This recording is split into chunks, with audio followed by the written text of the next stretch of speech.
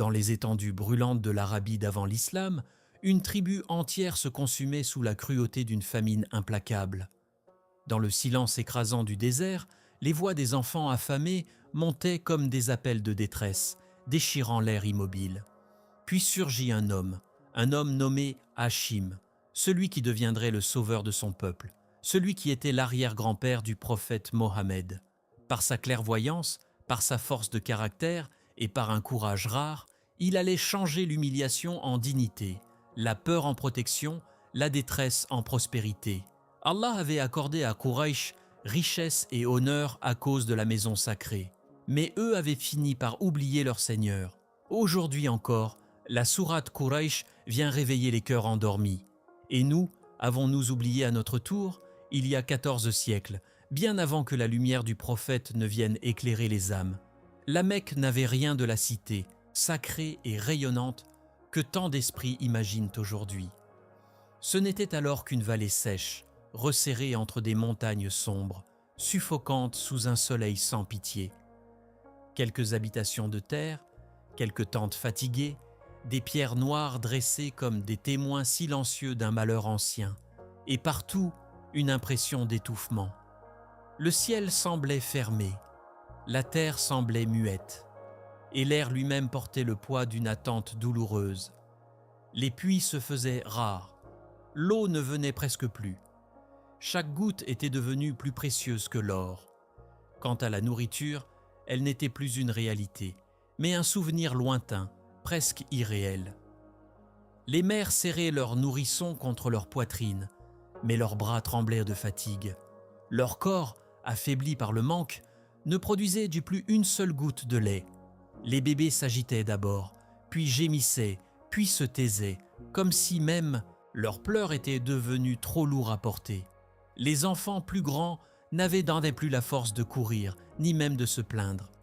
Ils restaient assis, immobiles, le regard perdu, la bouche entr'ouverte, comme s'ils attendaient calmement que la mort vienne les emporter. Près de la Kaaba, un vieil homme, le dos courbé par les années et la détresse, était assis dans la poussière. Il leva les yeux vers les idoles dressées autour de la maison et murmura d'une voix brisée « Ô Lat, ô Uzza, nous vous avons servi toute notre vie. Où est votre miséricorde ?» Mais aucune réponse ne vint. Les statues demeurèrent figées, silencieuses, indifférentes. Leurs visages de pierre regardaient au loin sans voir. 360 idoles entouraient dans la maison sacrée. Et pourtant pas une seule n'était capable de calmer la faim d'un seul enfant, de remplir une seule bouche vide, de sauver une seule âme de la ruine. C'était l'année d'une sécheresse terrible. Les caravanes avaient cessé de venir. Les tribus voisines évitaient désormais la Mecque. On racontait partout. Là-bas, ils meurent. Là-bas, ils sont prêts à tout. Même les voyageurs ne sont plus en sécurité. Les hommes les plus robustes de Quraysh partaient dans le désert pour chasser, espérant rapporter quelque chose. Ils revenaient parfois avec un lézard maigre, parfois les mains vides. Chaque retour nourrissait un peu moins l'espoir. Et pendant ce temps, jour après jour, les tombes se multipliaient. De petites tombes, trop petites, des tombes d'enfants. Une nuit, dans cette vallée épuisée, une femme nommée Halima bint Wahb tenait contre elle son fils à l'agonie. Le ciel était noir, sans nuages, immense et froid. Elle leva les yeux vers cette voûte silencieuse et cria avec un désespoir qui fendait l'âme. « Toi qui es au-dessus de ces pierres, si tu existes vraiment, si tu es plus grand que ces idoles que nous avons façonnées de nos mains, alors regarde tes serviteurs. Nous mourrons, ô Rab, nous mourrons et personne ne nous voit. » Sa voix fut emportée par le vent. Elle disparut dans la nuit. Mais ce cri, lui, ne disparut pas. Il fut entendu là où aucun gémissement ne se perd jamais. Au cœur de cette désolation vivait un jeune homme nommé Amr ibn Abd Manaf, que tous appelleraient à bientôt Hachim. Il n'avait qu'environ 25 ans, mais son regard portait déjà la gravité d'un homme qui avait trop vu souffrir les siens. Son père, Abd Manaf, était un chef respecté, mais même lui ne parvenait plus à trouver d'issue. Les solutions s'étaient épuisées comme les réserves d'eau. L'impuissance s'était installée dans les maisons, dans les regards, dans les silences. Mais Hachim ne supportait plus ce spectacle.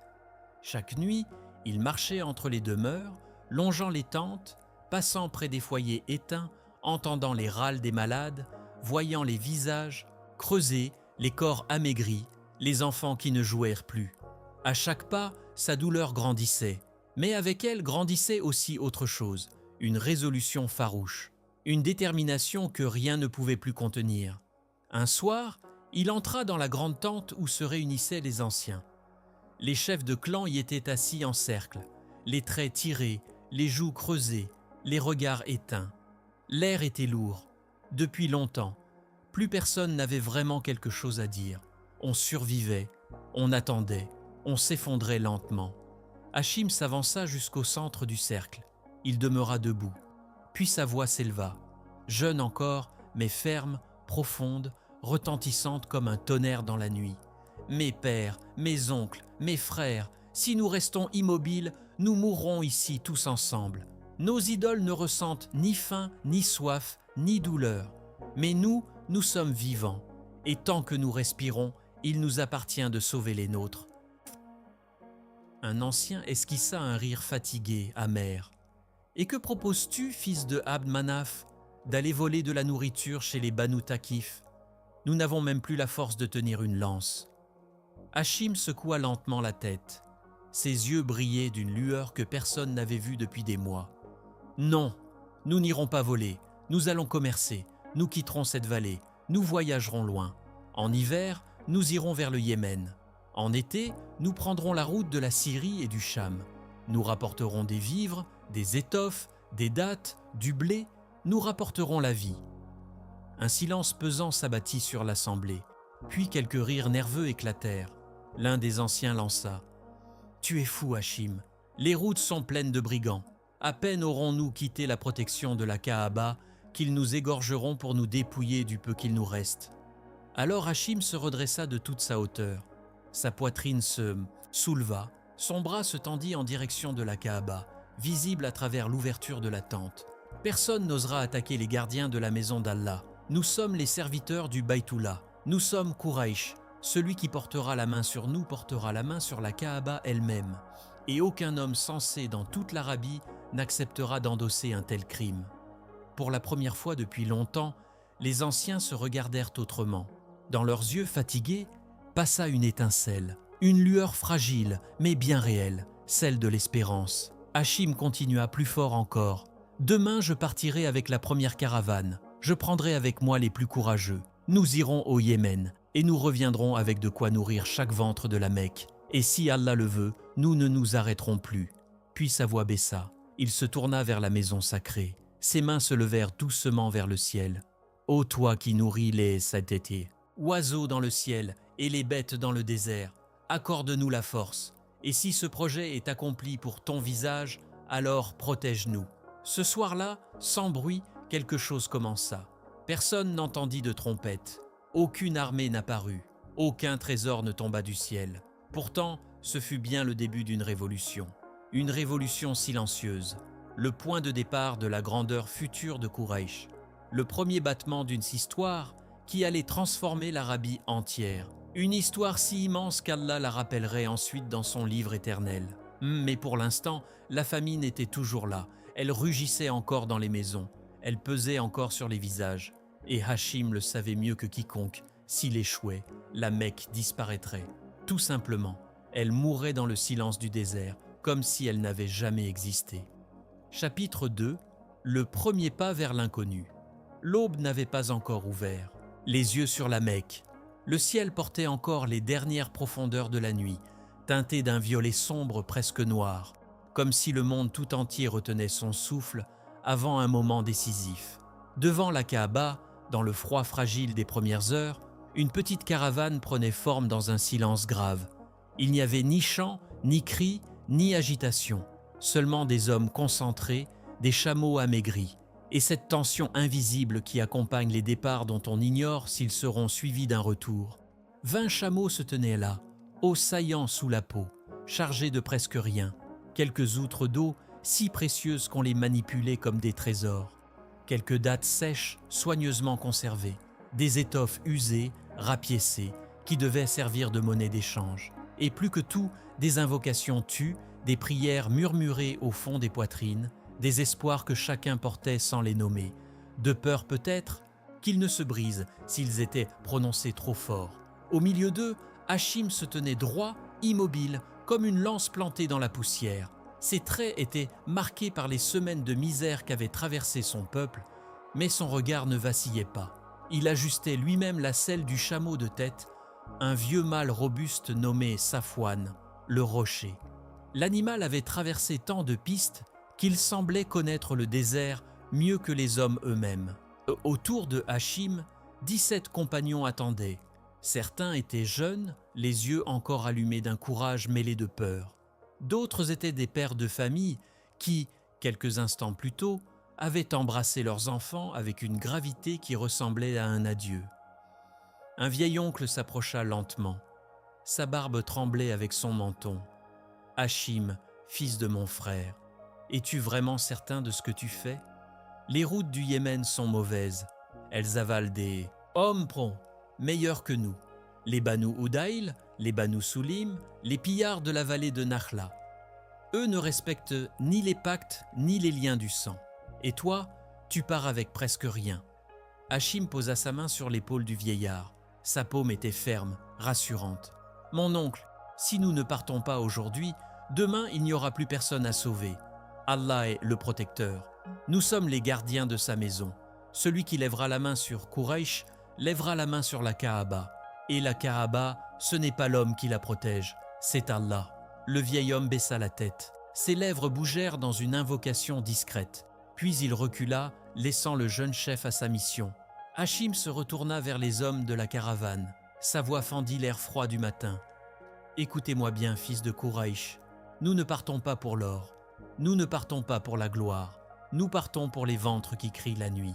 Nous partons pour les mères qui ont épuisé leurs larmes. Nous partons pour les enfants qui n'ont même plus la force de sourire. Chaque pas que nous ferons dans ce désert sera un pas vers la miséricorde d'Allah.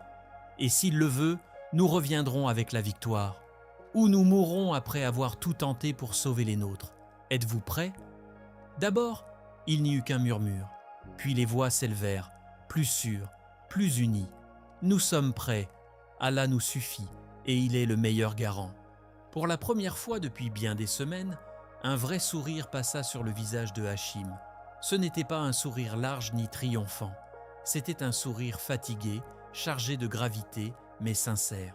Il monta sur Safouane. Les autres firent de même. Alors la caravane s'ébranla lentement. Les sabots des chameaux soulevèrent de fines poussières rouges. Les silhouettes de ceux qui restaient à la Mecque apparurent dans les seuils des maisons.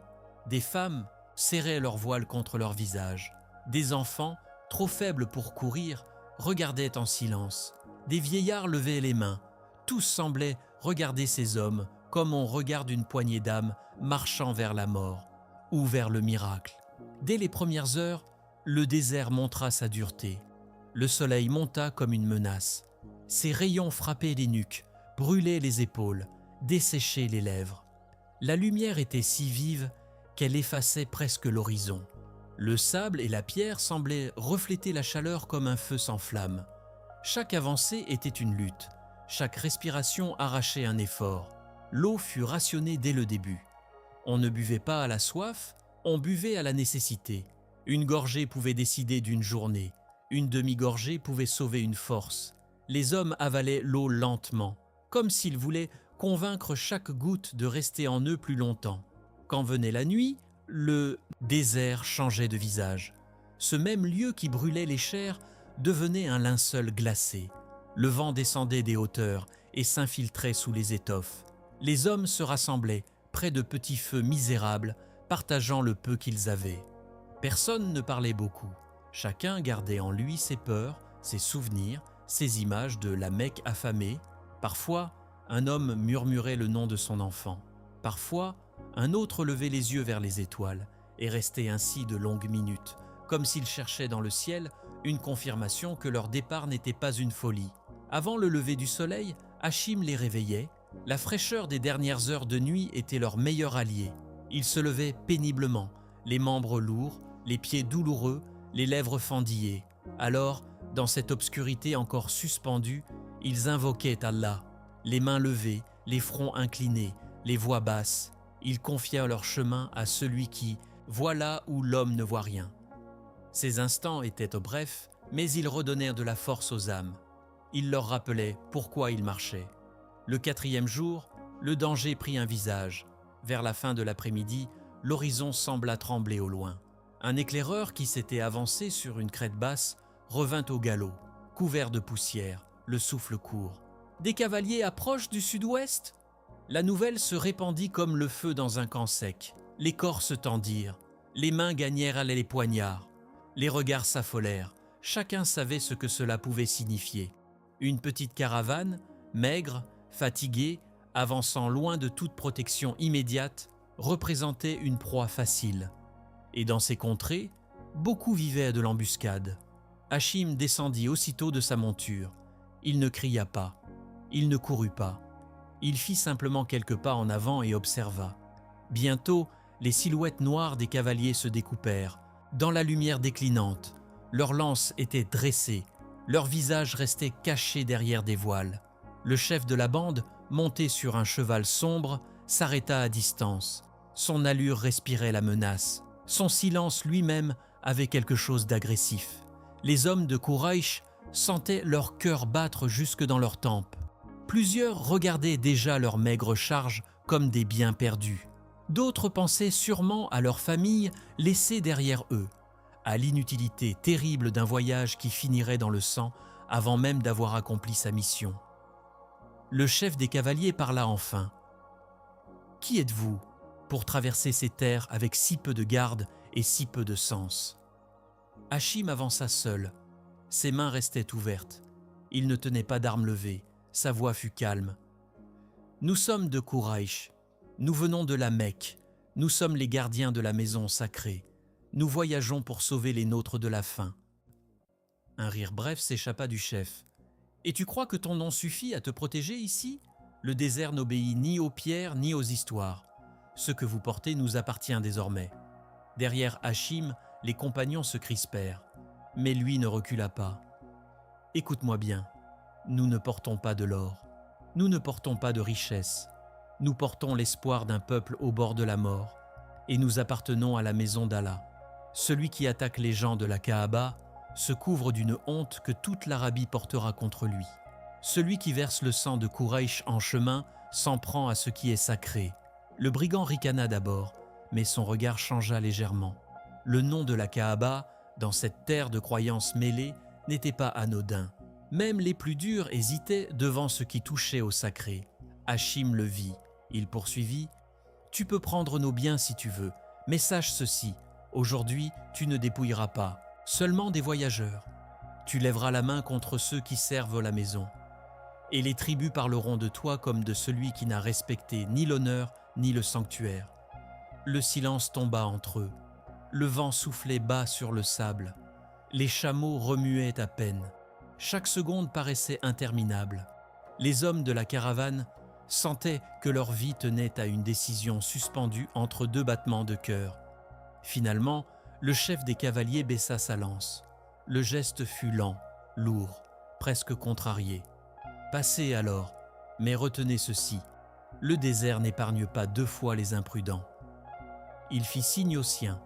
Les cavaliers s'écartèrent peu à peu, comme une ombre qui se retire. La route se rouvrit. Un immense souffle parcourut la caravane.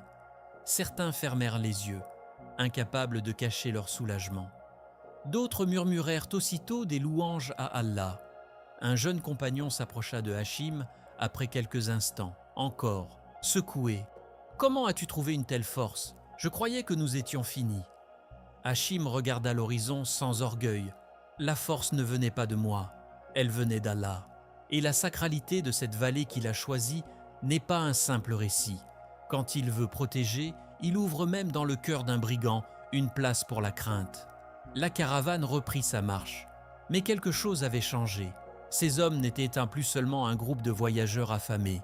Une rumeur nouvelle commençait à naître autour d'eux, celle d'un peuple que le désert hésitait à toucher, celle d'hommes portés par un nom, par une mission, par une protection qui dépassait leur propre force. Les jours suivants furent encore durs. La fatigue s'accumula. Les lèvres saignaient. les sandales s'usaient. 2 chameaux trébuchèrent dans une zone de pierre et durent être déchargés. Un homme tomba malade sous l'effet de la chaleur et dut être soutenu à la montée d'un col aride. Un autre, pendant la nuit, se mit à pleurer discrètement en pensant à sa petite fille laissée sans nourriture. Hachim entendit ses sanglots, mais ne le reprit pas. Il s'assit près de lui jusqu'à ce que le calme revienne.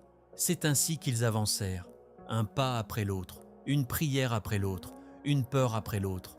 Dans le jour brûlant, dans la nuit tranchante, à travers les vallées rocailleuses, les étendues vides, les pistes incertaines, ils continuaient.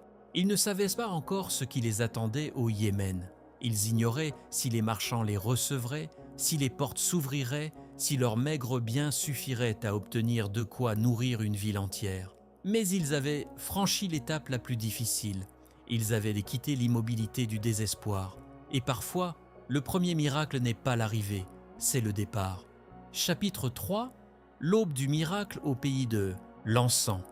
Après de longues semaines de marche épuisante, après des nuits où le froid du désert pénétrait jusqu'aux os, après des journées où le soleil semblait vouloir consumer la dernière goutte de force dans leur corps, la caravane de Hachim aperçut enfin un spectacle qu'aucun d'eux n'osait espérer. À l'horizon, les premières collines du Yémen apparurent, vertes, vivantes, presque irréelles après tant de jours passés au milieu des pierres brûlantes et du sable sans fin. Le désert sembla s'effacer derrière eux comme un mauvais rêve qui disparaît au réveil. Devant leurs yeux s'ouvrait un autre monde. Des vallées larges et fertiles s'étendaient à perte de vue. Des terrasses cultivées couvraient les flancs des collines. Des palmiers lourds de dattes se balançaient doucement dans le vent. L'air lui-même semblait différent.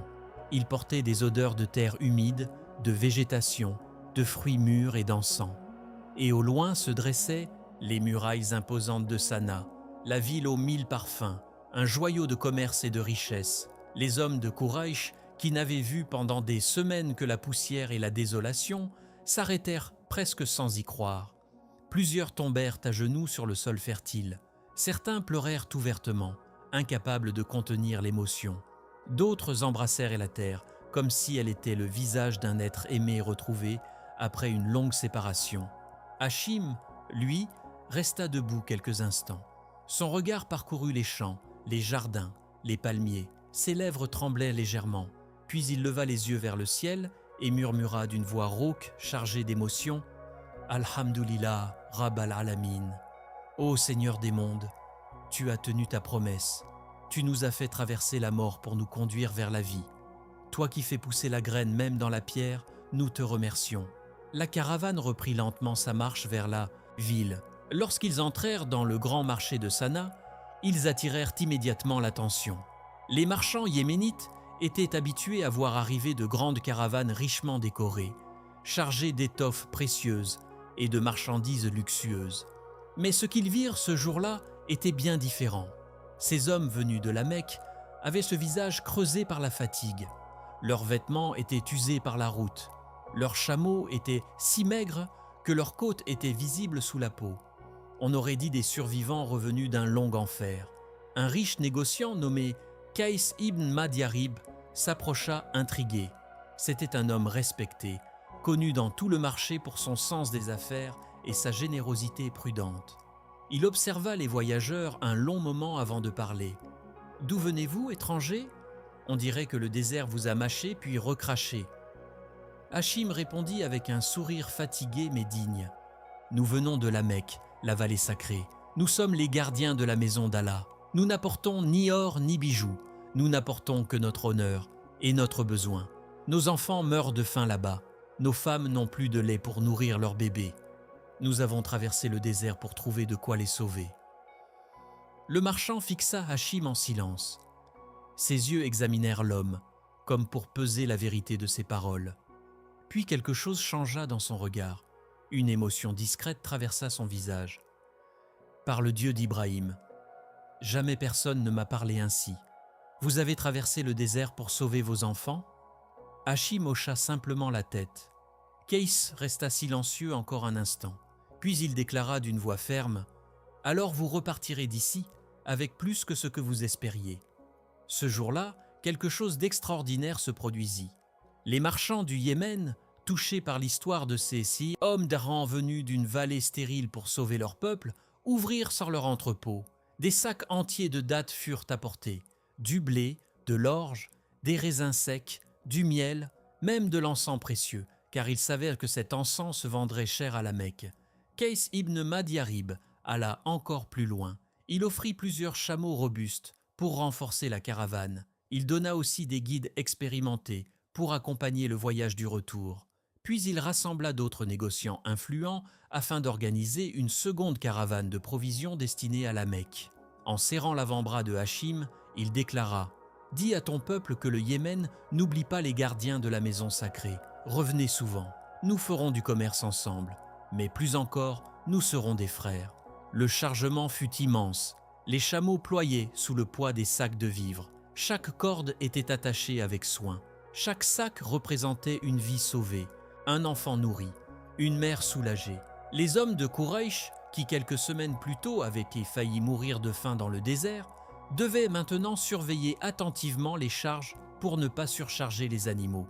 Avant de repartir, Hachim rassembla toute la caravane au crépuscule. Ils se tinrent près d'un ancien lieu de prière où certains descendants des Hanif, héritiers spirituels d'Ibrahim, invoquaient encore Allah.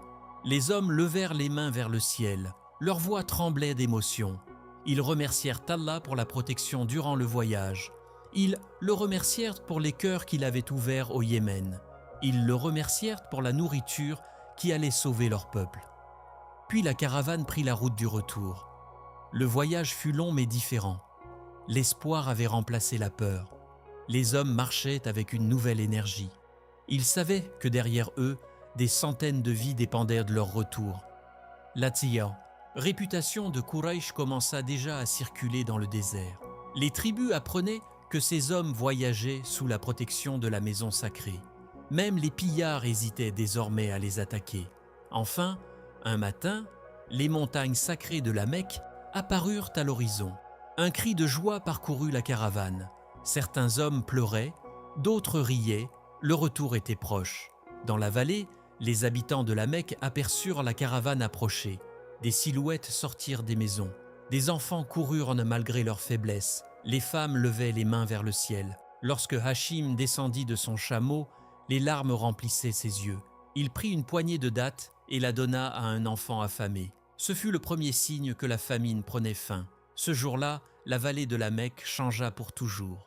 La désolation se transforma en abondance. La peur se transforma en espoir. Et la tradition des voyages d'hiver et d'été venait de naître. Une tradition qui allait nourrir Quraysh pendant des générations. Mais Hachim, lui, savait déjà une chose. Le plus grand danger n'était pas la faim. Le plus grand danger serait un jour d'oublier celui qui avait nourri leur peuple. Chapitre 4. La naissance d'une puissance. Les années passèrent comme un vent doux après la tempête. Ce qui avait commencé comme une tentative désespérée pour sauver un peuple affamé devint peu à peu la plus grande transformation que l'Arabie ait connue. Les caravanes de Quraysh ne ressemblaient non plus à cette première expédition fragile menée par Hachim. Elles n'étaient d'or plus une poignée d'hommes fatigués, avançant avec des chameaux maigres dans un désert hostile. Désormais, elles étaient devenues immenses.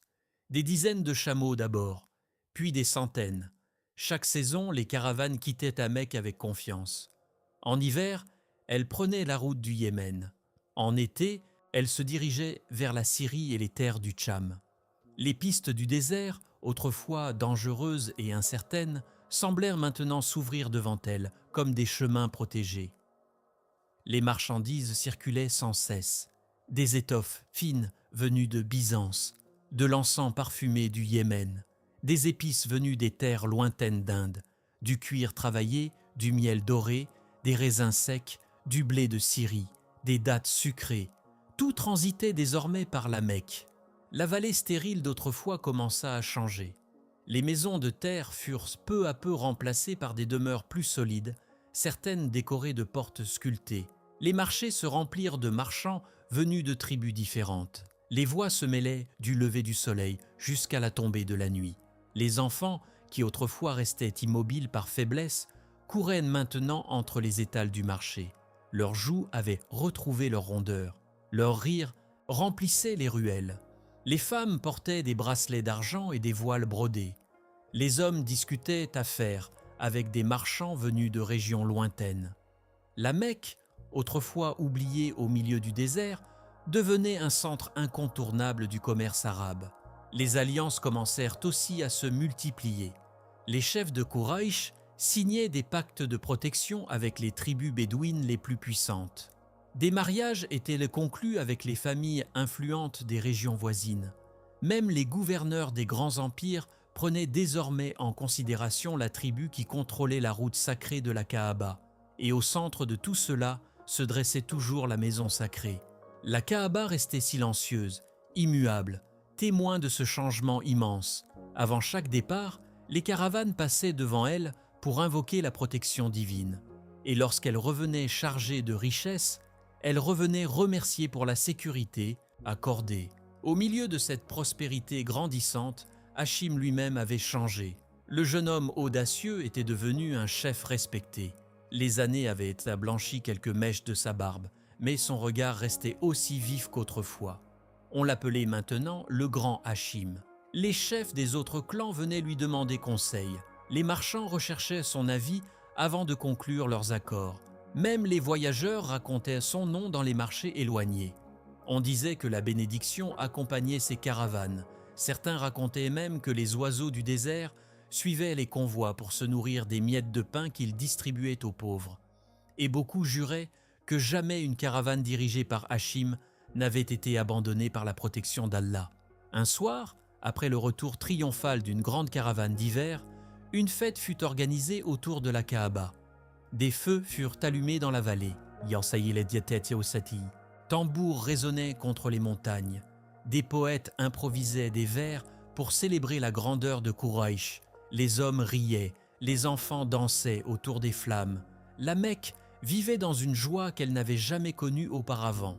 Hachim, lui, s'était éloigné un peu de la foule. Il était assis près du puits de Zamzam, observant silencieusement les visages illuminés par les torches. À ses côtés vint s'asseoir un jeune garçon.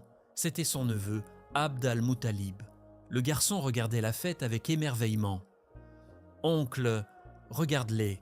Ils rient, ils dansent. Ils portent des vêtements que leur père n'aurait jamais imaginé posséder. Tu as sauvé tout un peuple. » Hachim resta silencieux un long moment. Le bruit de la fête continuait derrière eux. Les chants montaient vers le ciel. Puis il répondit doucement.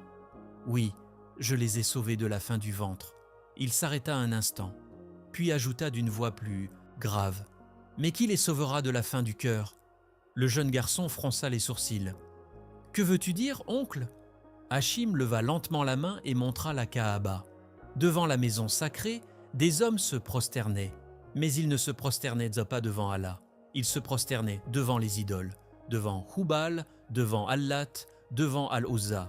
Certains déposaient des offrandes, d'autres murmuraient des promesses, certains versaient même le sang d'animaux en échange de davantage de richesses. Hachim regarda la scène avec une tristesse profonde. « Regarde bien, mon fils.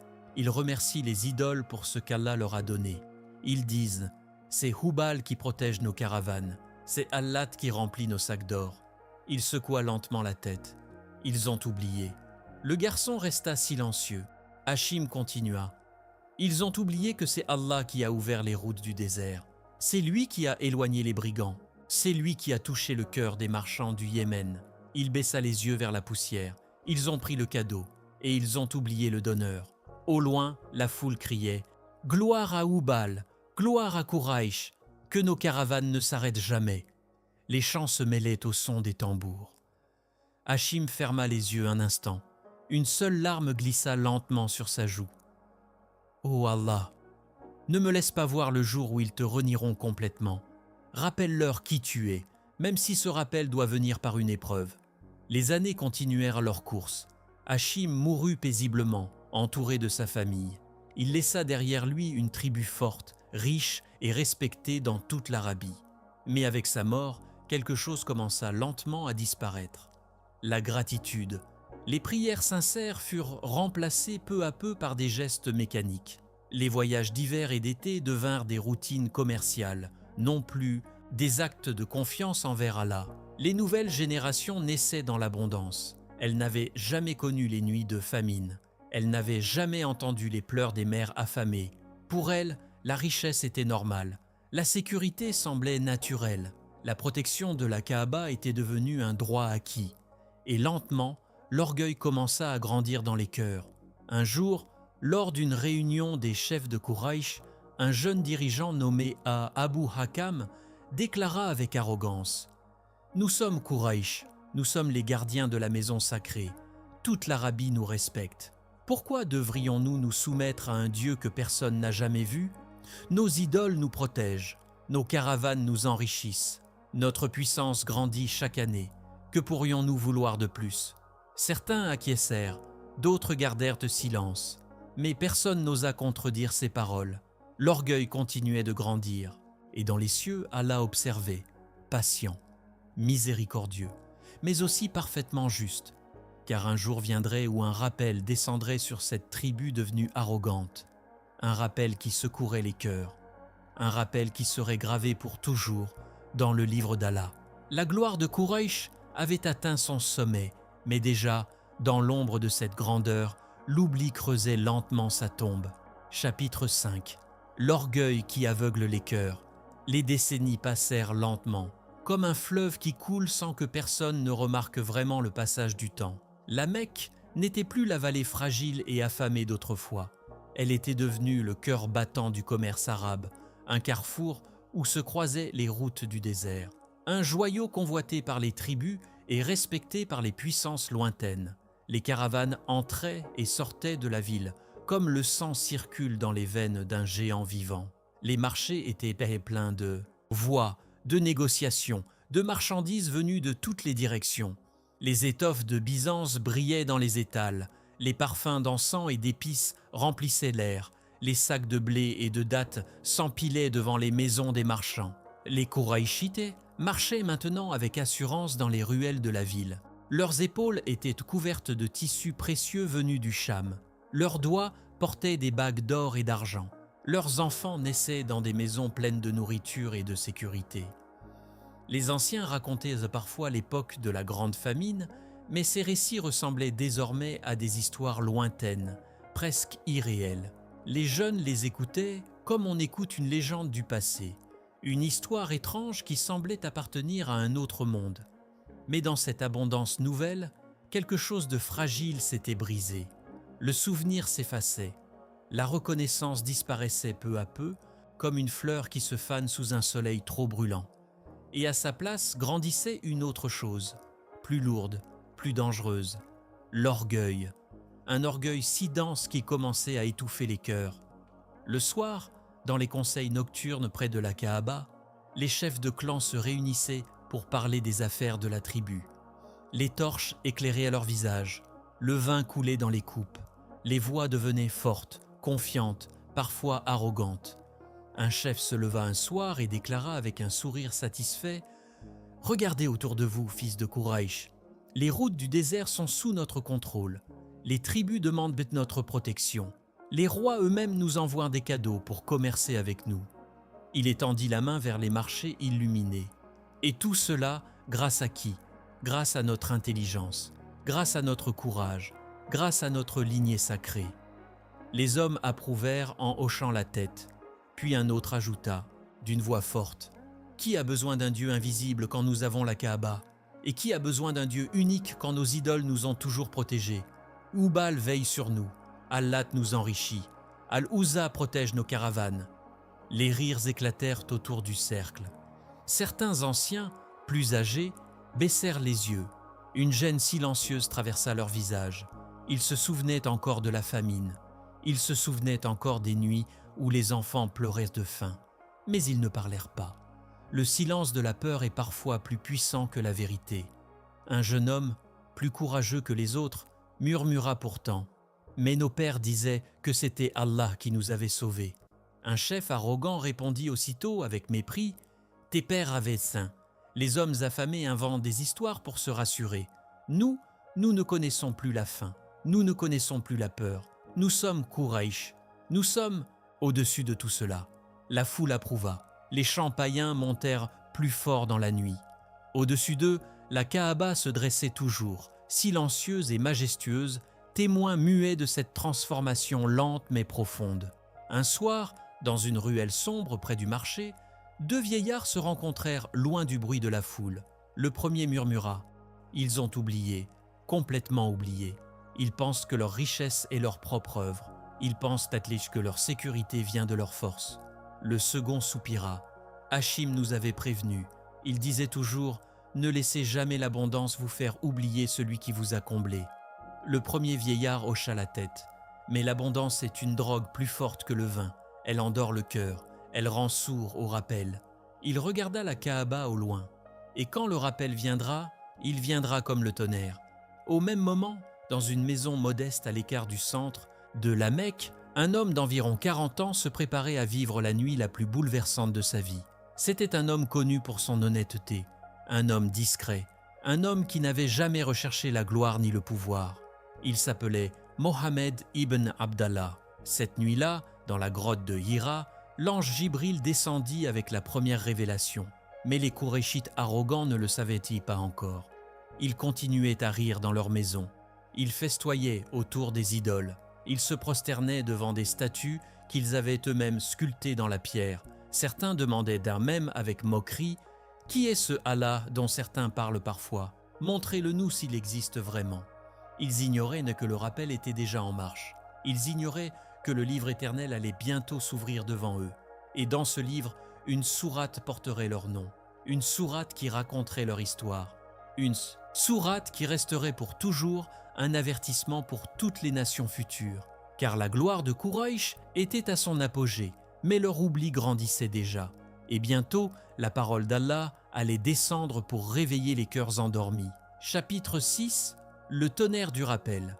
La Mecque brillait désormais de 1000 éclats. Les marchés débordaient de marchandises venues de toutes les directions.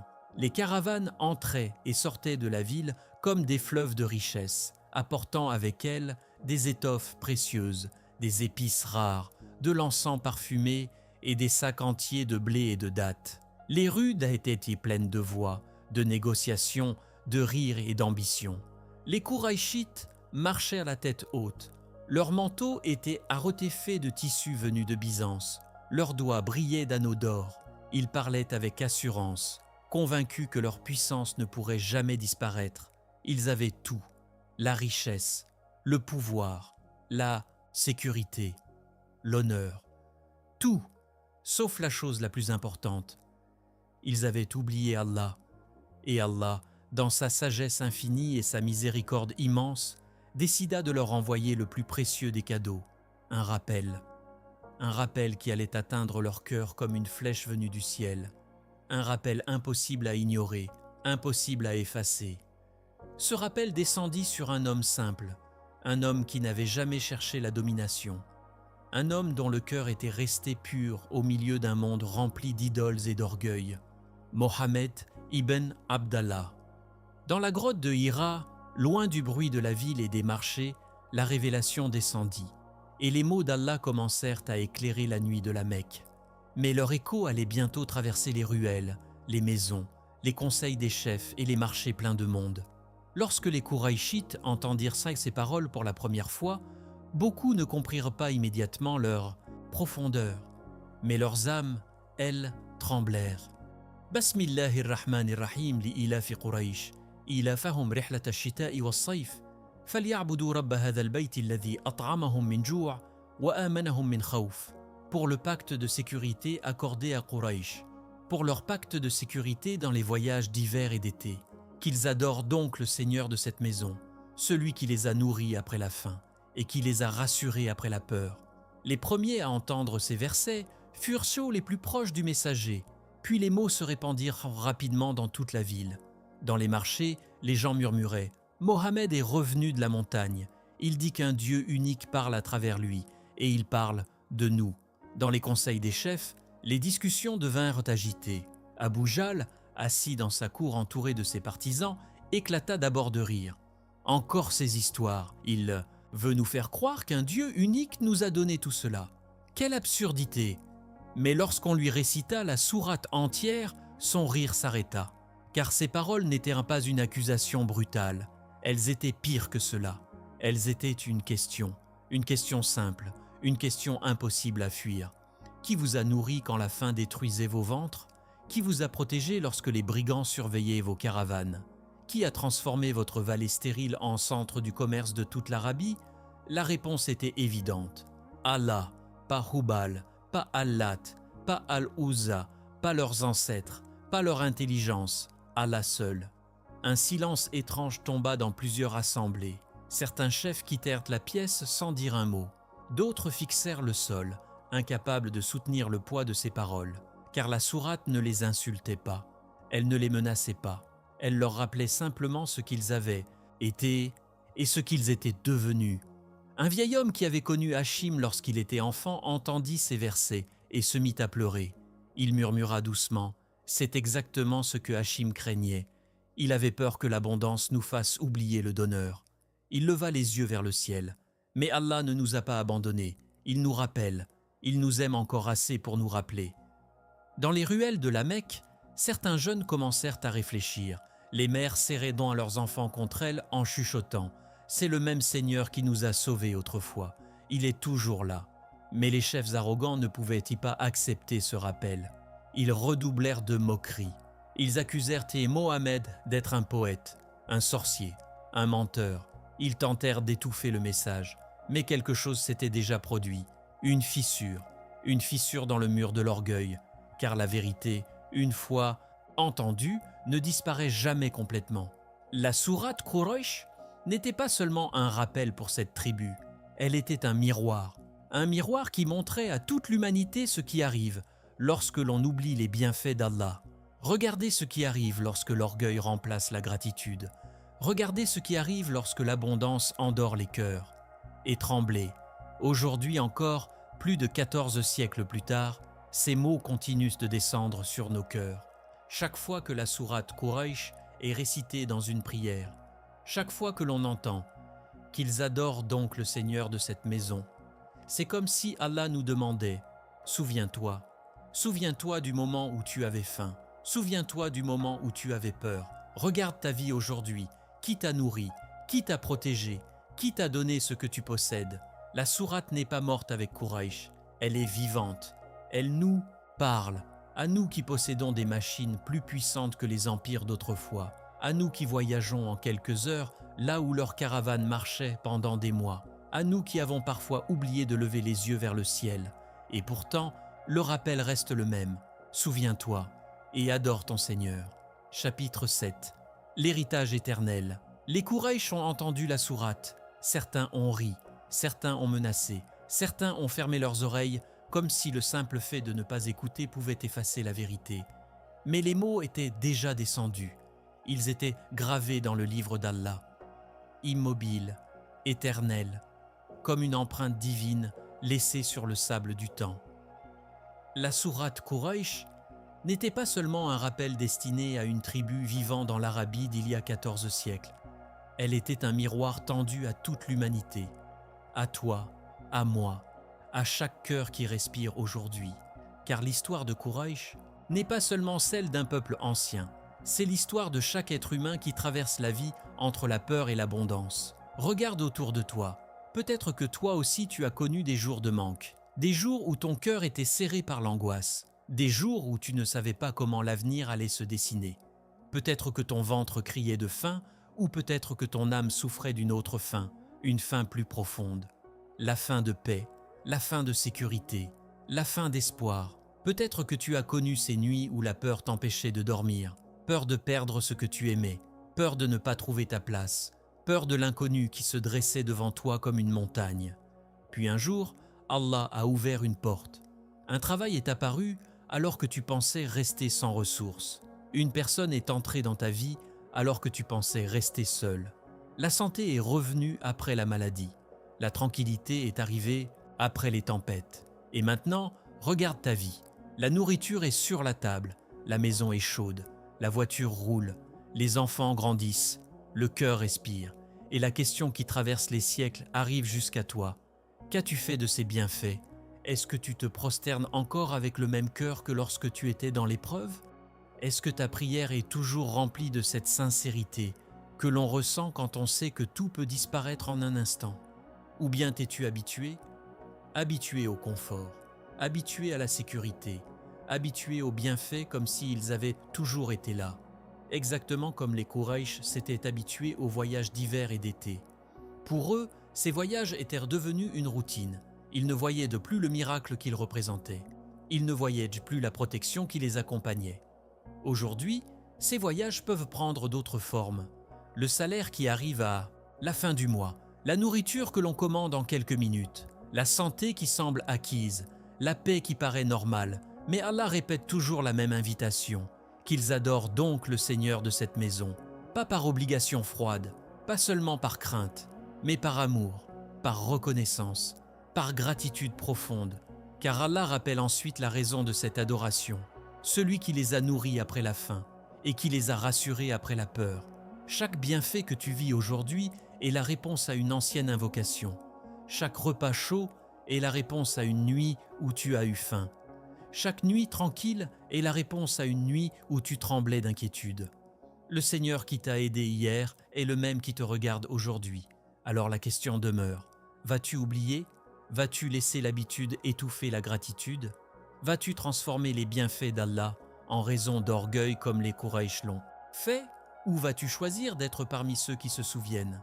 Ceux qui, chaque matin, disent « Alhamdulillah » avec un cœur encore vivant. Aujourd'hui, la Kaaba est toujours là. Les caravanes ne traversent plus le désert comme autrefois. Mais les cœurs, eux, continuent de voyager. Voyage de l'insouciance vers l'épreuve. Voyage de l'épreuve vers la facilité. Voyage de la peur vers la sécurité. Et à chaque étape, Allah est présent. Il attend que l'homme se souvienne. Il attend que l'homme reconnaisse. Il attend que l'homme adore. Pas avec des gestes vides, mais avec un cœur qui comprend. Un cœur qui dit « Ô Seigneur, tu m'as nourri lorsque j'avais faim. Tu m'as protégé lorsque j'avais peur. Tout ce que j'ai vient de toi. » C'est ici que se termine ce voyage à travers l'histoire de la sourate Quraysh. Mais en réalité, ce voyage ne se termine jamais, car chaque fois que ces versets sont récités dans la prière, Allah rappelle à l'homme la même vérité. Souviens-toi, sois reconnaissant, adore ton Seigneur. Et si tu fais cela, tu auras gagné bien plus que les richesses de Quraysh. Tu auras gagné son agrément. Chapitre 8, le rappel pour chaque époque. Les siècles ont passé. Les caravanes ont disparu des pistes du désert. Les chameaux ne transportent plus les marchandises comme autrefois. Les villes ont grandi, les empires sont apparus puis se sont effondrés, les routes ont changé, les hommes ont construit des machines capables de traverser le ciel. Mais une chose n'a jamais changé, la parole d'Allah. La sourate Quraysh, révélée dans une vallée de pierre il y a plus de 14 siècles, continue encore aujourd'hui de traverser les cœurs des croyants. Elle est courte, simple, composée de quelques versets seulement. Pourtant, elle porte en elle un rappel immense, car l'histoire de Quraysh n'est pas seulement une page du passé, c'est un avertissement pour chaque époque. Lorsqu'Allah rappelle les voyages d'hiver et d'été, il ne parle pas seulement d'une route commerciale traversant le désert, il parle d'un équilibre fragile entre l'épreuve et la facilité, entre la peur et la sécurité, entre la faim et l'abondance. Chaque vie humaine suit ce même chemin. Il y a des moments où l'homme traverse le désert, des moments où il ne voit aucune issue, des moments où la peur remplit son cœur et où l'avenir semble fermé. Puis il y a des moments où les portes s'ouvrent, les difficultés disparaissent, les solutions apparaissent, la vie devient plus douce. Et c'est précisément à ce moment-là que le danger commence, car l'homme oublie vite. Il oublie les nuits où il implorait Allah, il oublie les larmes qu'il versait dans le silence, il oublie les invocations qu'il répétait encore et encore. L'être humain a souvent un cœur qui se souvient dans la difficulté, mais qui oublie dans l'abondance. C'est exactement ce qui est arrivé à Quraysh. Quand ils avaient faim, ils invoquaient Allah. Quand ils avaient peur, ils cherchaient sa protection. Mais lorsque les caravanes commencèrent à rapporter richesse et sécurité, leurs cœurs se tournèrent vers autre chose, vers les idoles, vers leur propre puissance, vers leur propre orgueil, et Allah leur rappela une vérité simple. Celui qui vous a nourri après la faim et qui vous a rassuré après la peur. Ces deux phrases contiennent toute l'histoire de l'humanité, la faim et la peur, deux sentiments qui accompagnent chaque être humain depuis la création. La faim peut être physique, le manque de nourriture, le manque de ressources, mais elle peut aussi être intérieure. La faim de sens, la faim d'amour, la faim de paix, et la peur, elle aussi prend 1000 formes, la peur de perdre, la peur de tomber, la peur de l'avenir. Et pourtant, à chaque époque, Allah répond aux appels. Il nourrit les ventres, il apaise les cœurs, il ouvre les chemins. Mais la véritable question n'est pas seulement de recevoir les bienfaits. La véritable question est de savoir si l'on se souvient du donneur. Dans le monde d'aujourd'hui, l'homme possède des choses que les Quraysh n'auraient jamais imaginées. Il peut traverser des continents en quelques heures. Il peut communiquer avec quelqu'un à l'autre bout du monde en quelques secondes. Il peut obtenir de la nourriture, des vêtements, des objets sans même quitter sa maison. Pourtant, malgré tout cela, beaucoup d'hommes vivent avec une faim plus grande que jamais, une faim du cœur. Et souvent, dans cette abondance, l'homme oublie la source de ses bienfaits. Il croit que tout vient de son intelligence, de son travail, de sa force, exactement comme les Quraysh avaient fini par le croire. Mais la sourate Quraysh continue de rappeler doucement la vérité. Adorez le Seigneur de cette maison, car c'est lui qui nourrit, c'est lui qui protège, c'est lui qui transforme la peur en sécurité, c'est lui qui transforme la famine en abondance. Et lorsque l'homme comprend cela, son cœur retrouve l'équilibre. Il ne devient pas arrogant dans la richesse, il ne désespère pas dans l'épreuve. Il sait que tout appartient à Allah. Ainsi, la sourate Quraysh n'est pas seulement un récit du passé, c'est une boussole. Elle nous rappelle d'où viennent les bienfaits. Elle nous rappelle que chaque facilité est un test. Elle nous rappelle que la gratitude protège le cœur contre l'orgueil. Et surtout, elle nous rappelle que la véritable richesse n'est pas celle des caravanes. La véritable richesse est celle du cœur qui se souvient de son Seigneur. Chapitre 9. Le piège de l'abondance. L'histoire de Quraysh aurait pu rester une simple victoire humaine. Une tribu autrefois affamée, sauvée par le courage d'un homme et par l'ouverture. Des routes du commerce.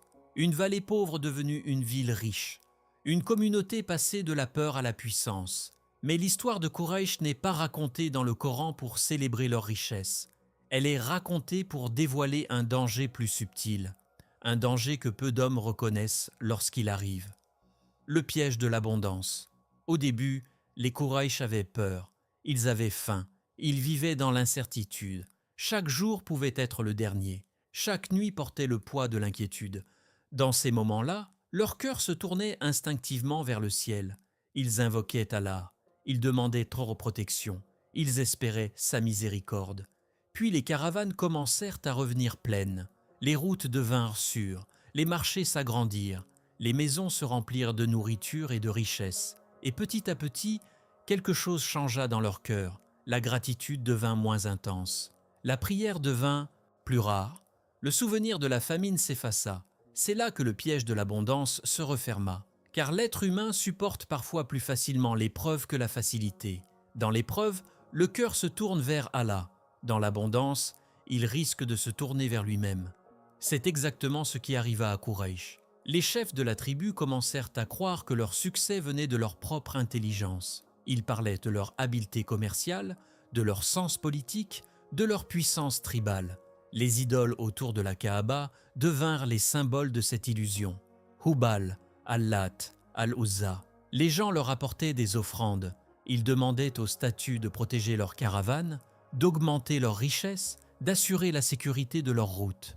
Mais ces pierres ne pouvaient ni nourrir un affamé, ni protéger un voyageur. Le vrai protecteur avait toujours été Allah. Et pourtant, beaucoup avaient oublié. L'orgueil se répandit dans les cœurs comme un poison silencieux. Les Quraysh se voyaient désormais comme les maîtres du désert. Les tribus environnantes les respectaient. Les marchands étrangers venaient négocier avec eux. Les rois eux-mêmes reconnaissaient leur importance dans les routes commerciales. Et lorsque l'orgueil entre dans le cœur, il rend l'homme aveugle. Aveugle à l'origine de ses bienfaits. Aveugle à sa propre fragilité. Aveugle au fait que tout peut disparaître en un instant. C'est pour cela que la sourate Quraysh ne parle pas seulement de richesse, elle parle de mémoire. Allah leur rappelle leur propre histoire. Il leur rappelle la faim qu'ils avaient connue. Il leur rappelle la peur qui habitait leur nuit. Il leur rappelle que ces deux choses ont disparu par sa volonté. Celui qui les a nourris après la faim et qui les a rassurés après la peur. Ces mots sont simples, mais ils brisent l'illusion de l'orgueil, car ils rappellent une Vérité que l'homme préfère souvent oublier. Tout ce que nous possédons aujourd'hui peut disparaître demain. La richesse peut disparaître. La sécurité peut disparaître. La santé peut disparaître. Mais la relation avec Allah reste. C'est pour cela que la sourate appelle à l'adoration. Qu'ils adorent donc le Seigneur de cette maison, pas les idoles, pas leur propre puissance, pas leur propre richesse. Le Seigneur de la Kaaba, celui qui donne et celui qui reprend, celui qui nourrit et celui qui protège, celui qui ouvre les routes et celui qui ferme les portes. Lorsque l'homme comprend cela, son cœur devient stable. Il ne se perd pas dans l'orgueil lorsque la facilité arrive, et il ne tombe pas dans le désespoir lorsque l'épreuve revient. Il comprend que chaque situation fait partie d'un chemin plus grand, un chemin où la gratitude protège le cœur, un chemin où le souvenir d'Allah devient la véritable richesse. Et c'est pour cela que la sourate Quraysh traverse les siècles. Elle rappelle à chaque génération que l'abondance n'est pas seulement une bénédiction, elle est aussi une épreuve qui demande une chose simple, se souvenir du moment où l'on avait besoin d'Allah, se souvenir que chaque bienfait vient de lui, et se souvenir que la gratitude est la seule protection contre l'orgueil. Chapitre 10. Le rappel qui traverse le temps. L'histoire de Quraysh commence dans la faim et se termine dans l'abondance. Elle commence par la peur d'un peuple au bord de la disparition, et elle se termine par la puissance d'une tribu devenue respectée dans toute l'Arabie. Mais ce récit ne s'arrête pas à la richesse des caravanes, ni à la transformation d'une vallée pauvre en centre commercial. Car au cœur de cette histoire, Allah a laissé un rappel gravé dans quelques versets seulement, mais capable de traverser les siècles et de toucher chaque génération. Lorsque la sourate Quraysh est révélée, elle ne raconte pas simplement une victoire historique. Elle dévoile une vérité universelle. La vie humaine oscille toujours entre deux états, la faim et la satiété, la peur et la sécurité, la difficulté et la facilité. Chaque être humain traverse ces deux mondes au cours de sa vie. Parfois l'homme marche dans le désert de l'épreuve. Les jours semblent lourds, les nuits semblent longues, les solutions semblent lointaines. Dans ces moments-là, le cœur se tourne naturellement vers Allah. Il invoque, il espère, il pleure parfois dans le silence de la nuit. Puis vient un moment où les choses changent.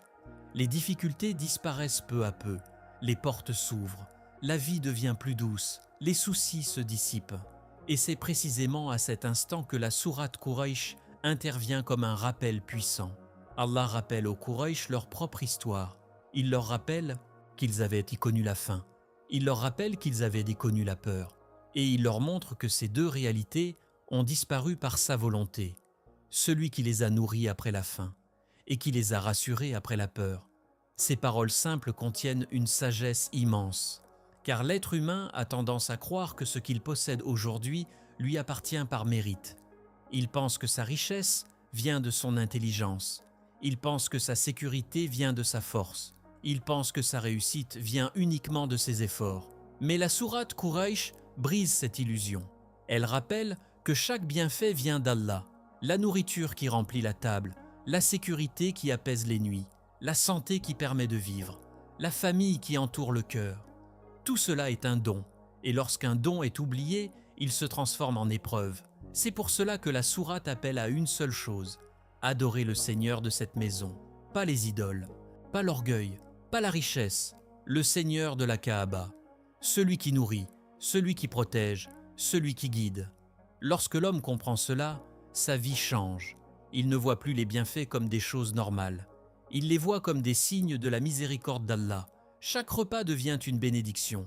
Chaque nuit paisible devient un cadeau. Chaque respiration devient un rappel. Alors son cœur reste vivant. Il n'oublie pas, il remercie. Et cette gratitude transforme son existence. La sourate Quraysh n'est donc pas seulement un récit du passé. C'est un message éternel. Chaque fois qu'un croyant récite ces versets dans sa prière, il répète la même vérité. Souviens-toi de tes moments de faiblesse. Souviens-toi des moments où Allah t'a aidé. Souviens-toi que tout ce que tu possèdes vient de lui. Et lorsque l'homme se souvient, son cœur reste humble. Il ne devient pas arrogant dans la richesse.